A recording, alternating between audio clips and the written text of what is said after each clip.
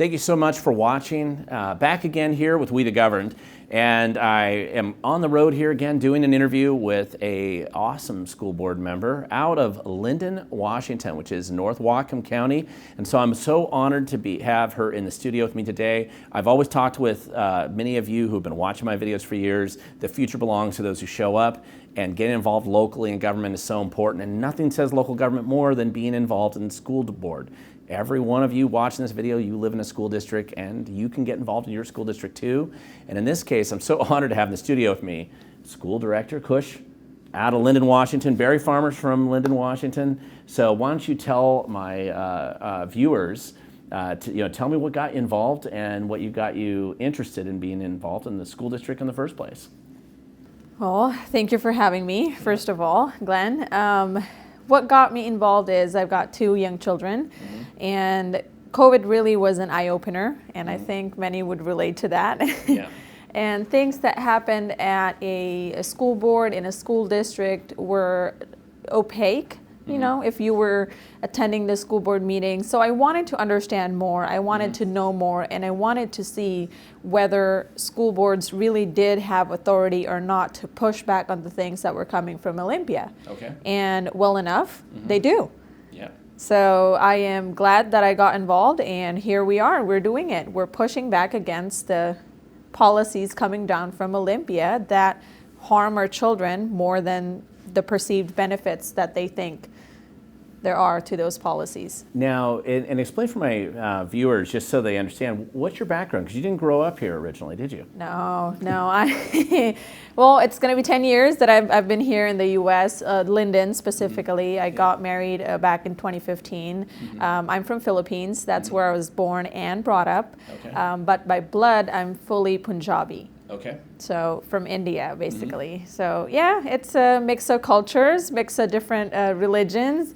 But all in all, really they make up for a good third-person view. Yeah, another perspective. Another perspective Right, sure. of the things that we have here in the U.S. So especially education, I do see that the problems politically that we see here, they're essentially non-existent in the countries that I come from, India and Philippines. So when you say the problems that you're experiencing right now, those don't exist over in those countries right now.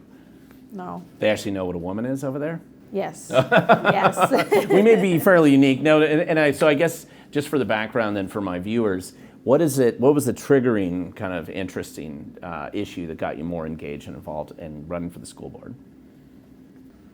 Well, I think it was mostly God kind of leading the way. I was in India on vacation when people started to kind of message me and say, "Hey, do you want to run for school board?" I wasn't really that interested. What I was interested in was to see more unity and more of a strategic effort when people would run for office instead of pitting against each other. So I was mostly calling for other people to run. And when I kind of saw, well, they're not really, nobody's running, so I'm going to go ahead and put my hat in there. I gave the opportunity for other people. There may be other people that are better than me, better suited, for this job. But when that call was unanswered, then I answered the call then. Okay, and that was in 2023? Yes, in 2023. So just recently, okay. Yeah. And so you get on, and one of the issues you've gotten involved in has been some of these Title IX related issues, especially with the WIAA. Do you want to tell our viewers yes, your sure. main focus here lately? Yeah, WIAA is the Washington Interscholastic Athletic Association.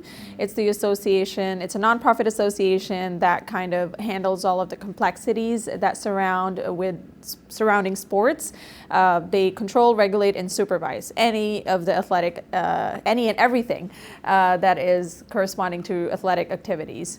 So when I jumped on this movement and effort of basically saving girls' sports, that was back in May when I got to know that we've got a state champion, a first male to win a female track and field category. And that was... I was standing at the edge of the track waiting for my son's 800 to happen. Just it was the next event, and I watched that happen. I was standing right next to 20 girls there, and they were so upset. Yeah, I just, back then, you're going to be surprised, but I'm not ashamed to say this. I didn't know what Title IX was. When I got on the board, there were many things I didn't know of, but I am definitely proud that I worked, I sought wisdom, I sought the knowledge from where I could get it, from the right people, and now, it's more than clear to me that what is happening is wrong. So back then, when I had that gut feeling of, well, I don't know what is enabling this practice, but what I do know is that it is wrong. So that's when I jumped on, started to, kind of research on what policies are enabling it. Then I got to know about WIAA. Then I reached out to my board and my community to come in and say, we want to pass a resolution to support Title IX, to support and protect girls' rights under Title IX to equal athletic and educational opportunities. So that resolution gave birth basically to the amendment process. To target the WIAA policy that is enabling this, and that is in their Article 18.16, the Gender Identity Participation Policy, stating that students can participate in sports that they identify with. No other requirement. You just say you're a girl, you can go compete in the girls' sports. You say you're a man, you can go compete in the male sports. Right, but it's usually the men competing in the girls' sports. That's typically what it is. I know that in Whatcom County, not far from your school district, the girl that should have won, who got second place there to that boy, was actually from Seahome. And she was ranked clearly as the top 400-meter runner in the state. My son's a big running track, so he follows all these details. So, it was really devastating. I stood next to some of her teammates on the side of the track that day. And so she was devastated by that. And she'd worked her entire life athletically, to get this recognition, and only that's to have it. Cheating. It was, and it was very visible. Obviously, the mood in the stadium that day was pretty frustrated and angry. If I could use words to describe, I think, how people felt. So that's your issue. That's what got you involved, or I should say, engaged in this fight. Now we've had things happen at the federal level. We were having things happen at the state level that are influencing these policies. Can you explain for our viewers what those issues really are and how they're interacting? Yeah. I would like to start, to tell people that knowledge is power. So that is why we're having these conversations, is to get you the right information so you can be engaged, so that you're informed. So WIAA's authority is coming from school boards. RCW 28A 600-200 gives the authority to school boards to control, regulate, and supervise athletic activities. Now, every year, school boards sign a resolution to transfer and designate that authority to WIAA so they can do it for us. And we also pay hefty fees into that. That's right. So they, are liable. They being? WIAA is liable for their actions. They are liable to the public records. They are liable to, their both actions and inactions.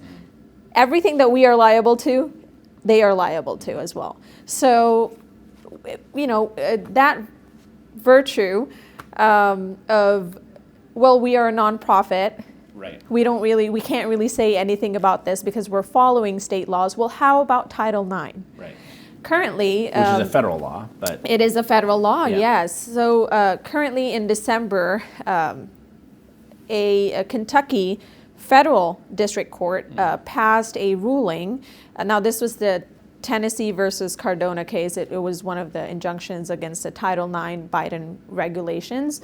Right. They passed a judgment. It was a ruling that says Title IX is to be vacated because it is unconstitutional. The way it was being interpreted by the Biden administration. Exactly. Yeah. So we are not any longer under the 2024 regulations. We are back to the 2020 Title IX regulations. Based on that federal ruling? Yes, under Title IX. So Khush, now with these changes that are going on with the Trump administration coming in, and even they've got this, they've recently made some changes. The Washington State Legislature is on the other side of the perspective. They're jumping into this. Why don't you tell me what's going on with kind of these two different fights? We talked about the federal lawsuit that's overturning the Biden administration's Title IX issues. Why don't we go into what Trump's doing and what the state's doing and how it's conflicting here, really? Yeah, sure, absolutely. So we talked about the federal court ruling from Kentucky. Yep. And then recently, just 2 days ago, we had the awesome inauguration, and now we got a new administration, and there was an executive order issued about this, which basically is rescinding all of the previous Title IX regulations. So that's a double down on two, the executive and the judicial branch saying, the same thing. They are also rescinding on any of the guidelines that even hint about gender identity. So all of that is being taken back. Now, our state obviously is it's going to be a very hard-headed before they can, I don't think they will be accepting those changes, because we have Senate bills coming in, and we had hearings yesterday, and there are 4 bills coming in. One of those bills is 5181 or 5080, either, that basically is codifying into state law that students will be allowed to play in the gender identity that they identify with, which basically means boys can play in girls' sports. So they are codifying that into state law, because we didn't have it before. These were OSPI guidelines before. Which is now in direct conflict with federal law. Exactly. So when that happens, people need to know, and WIAA needs to know that the state needs to know that the U.S. Supremacy Clause in the U.S. Constitution says that federal laws supersede state laws when in direct conflict. I am just perplexed at how school districts, WIAA, do not, our state, do not realize that. We have taken an oath. We have taken an oath to uphold and support the U.S. Constitution and state constitution. Right. There's a reason why there's that hierarchy. U.S. Constitution comes first. And now actually, so one of the bills from yesterday, 5179 SB, they are changing that oath of office to include state laws. Oh, that's Yes, interesting. sir. Okay, I did not know that. But even if they do that, Right. State laws do not preempt the U.S. and the Washington State Constitution That's right. on also the federal laws. Right. So, and then we got another bill that's coming in, and it's 5080. It's basically saying that schools, school boards, superintendent, everybody needs to be in compliance. Otherwise, we're going to be taking 20% of your state funds. Right. That's the threat that OSPI is coming with. Now, here's the thing. I don't even think that's constitutional. It's though. not. Now, here's the thing. This is why you got to be equipped with the knowledge. Right. The Supreme Court of the United States had ruled in the Chevron deference case, so that has been reversed. What that basically means is that any of the guidelines that are issued by rulemaking agencies, they can't be interpreted to have like the impermissible legal authority that they have. And also, it is prohibiting kangaroo courts. Right. We've got multiple Supreme Court rulings in 2023 and 2024 that prohibits that. So if the legislature wants, or OSPI, I should say, wants to be that kangaroo court of being the judge, the jury, and the executioner, Right. that is unconstitutional. It's the issue. You can't do that. It's this old conflict with administrative law versus actual real law. Yeah. And this has been for those of us who care about liberty and freedom, it's been a long time fight to see Chevron overturned, and then the opportunity that opens up to us to restore, I think, a balance. Yeah. Now, with the fight that you're in right now, a lot of good people came in and testified on that bill, I thought. What's the highlights from the activists and the fellow school board members and other people who were testifying, just from the experience you recently had? Just from yesterday? Yeah. It was very much founded and based on facts. People were... The testimony, not so much the legislation. Not the legislation, no. Because legislation doesn't go through a process of checking whether these bills are in line with the Constitution, whether, you know. Well, they say they do, but. No, yeah, no.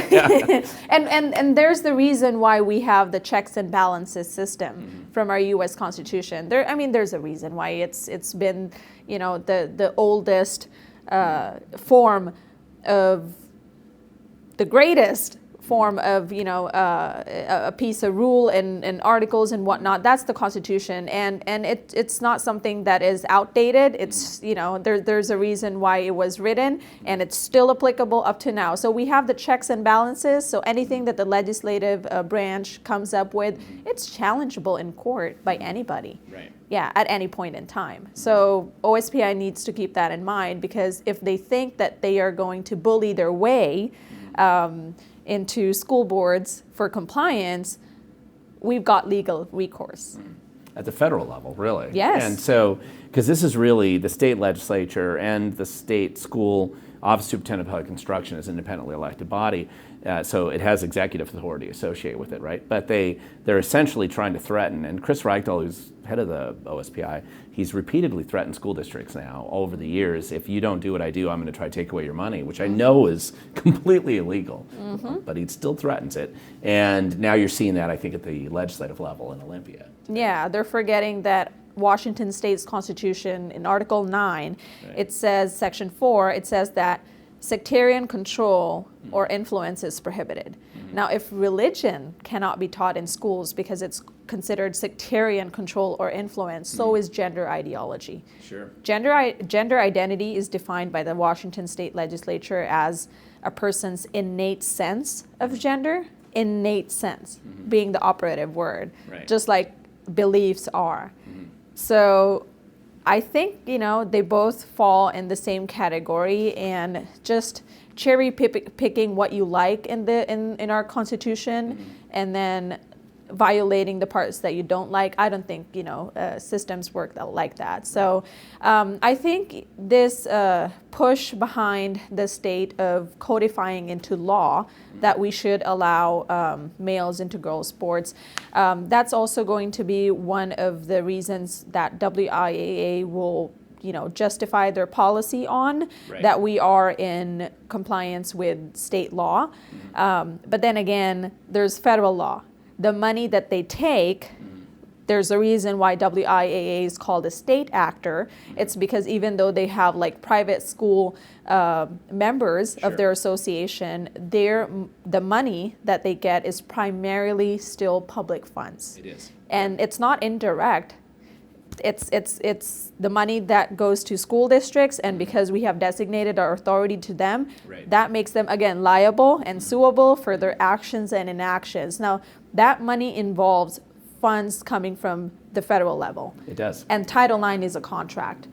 So they are bound to that contract. And if they violate that, there's going to be lawsuits. And they need to realize that. Now, when you're, you know, as you got involved in this, and this has probably been kind of an avalanche of experiences and all that, how would you encourage other people who care about the issues just like you do and just like I do? How would you encourage them to get involved and, you know, giving them some ideas of what they can start to do to make an impact? Yeah, I would say attend your school board meetings, hold them accountable. It's not an easy job, really, to fill in for a school board, because the responsibilities and authority that you have is very broad, and those are very big shoes to fill in. But then again, that's what you signed up for. So people need to start attending school board meetings, and for this movement, what we have done is we have created a website, a one-stop shop for all of the resources, so that whether you're a private citizen, you're a school board member, you're a school board, you're a superintendent, or you're an organization that wants to really engage and do just one thing, you can do that. And the website's name is savegirlsportswa.com. Okay. Repeat that again, because I am going to link to it down below, but go Sure. ahead and repeat it again for people just watching the video. savegirlsportswa.com. So when you go to that website, you will see a template for resolutions for school board districts to pass. These are non-legal, non-binding resolutions that only say that we support amendments number 7 and 8 to WIAA. Now, if you are an organization, you can write letters of support for the amendments, number 7 and 8. If you are a former coach, if you are an official, even if you're a current, by the way, do not fear retribution because you're on the right side of history here.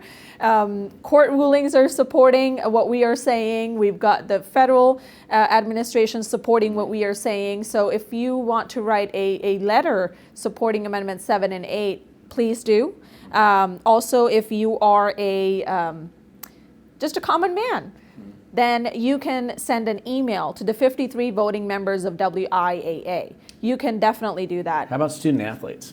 Student athletes can also write those letters, and then we'd be more than happy to put it out there, because again, out of the 295 school districts, there are 20 school districts that have taken action to basically say that the current practice is not right. Okay. And that's a tight slap on Washington's face, and that number is going to increase. Okay. So help us do that. Oh, good. Well, if in addition to going to the website, in addition to writing those letters, is there anything else that you would kind of want to close this video with, like in helping educate people or helping encourage them to be involved and be engaged in this process? I would say knowledge is power. So read up. The website is really a good resource because we put in a legal analysis in there, citing many of the court rulings that you can take to your school board and let them know that Title IX 2024 regulations have been vacated. That is very important for you to know. Look at the policies of your board, ask them questions. They work for you. Those are taxpayer, you provide the money to run the government, so we work for you. Hold them accountable for transparency, and hold them accountable for working with integrity to do what they say they would do. Okay. So, yeah. Well, Khush, thank you so much for coming in today. I really appreciate this. I think that it's inspiring for people who are maybe just standing next to those girls at the track state meet, just.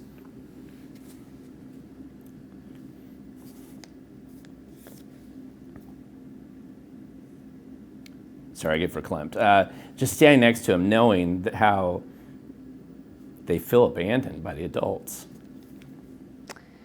I don't think our girls should be, standing up for themselves, because that's what adults are for. That's what parents are for. So we have failed them, and there's still time for you to be able to do something about this, because the fight continues here in Washington State. It absolutely does. Thank you so much, Khush, for coming in here. Again, if you want to see more, the websites are linked down below. If you want to be like Khush and get involved in your school district to push for the restoration of common sense and just some rational thought in your school district, start now, start local. That's the best place to go. And thank you again so much for coming in the studio with me today and being on the road like this. I know I'm doing this on the road, and I really appreciate you taking the time, Khush. And if you want to get more involved and engaged, please do go to the website. Pay attention to what's going on in Olympia and the legislature. And remember, as I always say, the future belongs to those who show up.